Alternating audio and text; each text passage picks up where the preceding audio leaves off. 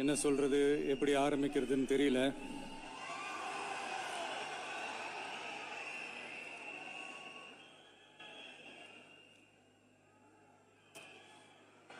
சினிமாவில் எப்படியாவது கஷ்டப்பட்டு வெற்றி அடையணும்னு இருந்த ஒரு சாதாரண அசிஸ்டன்ட் டைரக்டருக்கு பிறந்த ஒரு பிள்ளையா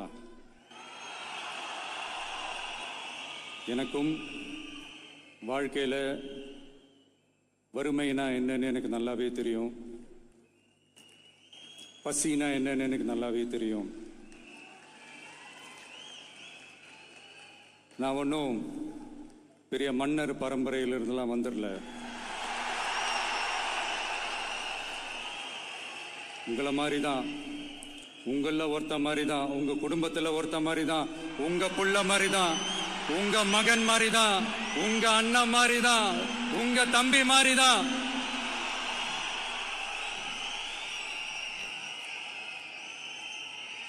அப்படிதான் நான் உணர்றேன். நீங்களும் என்ன அப்படி நினைச்சதுனால தான் சினிமாவில் எனக்கு ஒரு மிகப்பெரிய ஒரு இடத்த ஒன்று கொடுத்தீங்க. அதையெல்லாம் விட்டுட்டு உங்களுக்காக நன்றி கடன் செலுத்துறதுக்காக அரசியலுக்கு வந்த உங்க விஜய, இந்த விஜய, நீ வா விஜய், நாங்களா இருக்கோம், பாத்துக்கிறோம். விஜய் தம்பி நீ வா, நாங்க இருக்கோம். விஜய் தம்பி நீ வா, நாங்க இருக்கோம். அண்ணா நீ வாடா, நாங்களா இருக்கோம். நண்பா நீ வா நண்பா, நாங்களா இருக்கோம் சொல்லி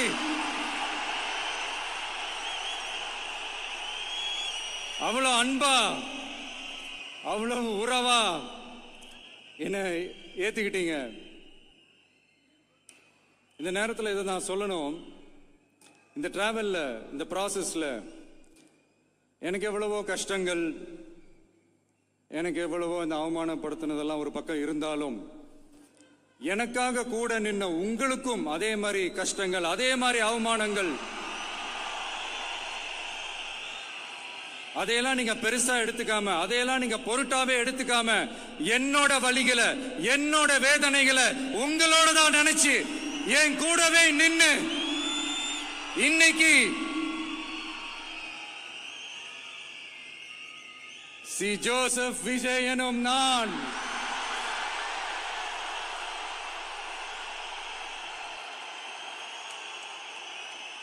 அதை உண்மையாக்கி இருக்கிறீங்க.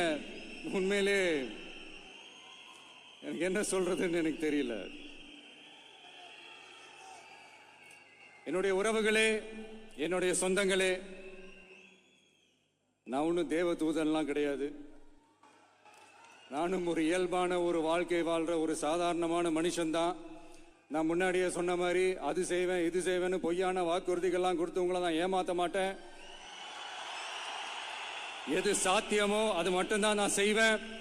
இம்மிடியட்டா உங்க மனசுல ஒரு கேள்வி ஒண்ணு வரலாம், அப்ப சாத்தியம் இல்லாததை செய்ய மாட்டாங்களா, செய்ய முடியாதா அப்படின்ற ஒரு கேள்வி ஒண்ணு வரலாம்.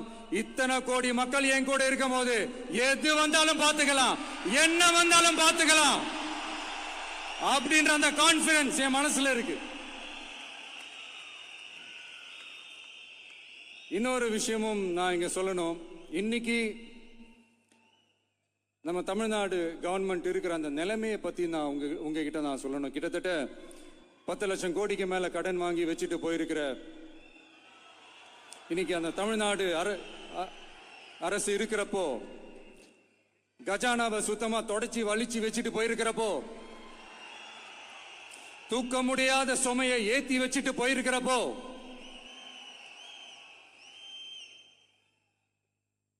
அப்படிப்பட்ட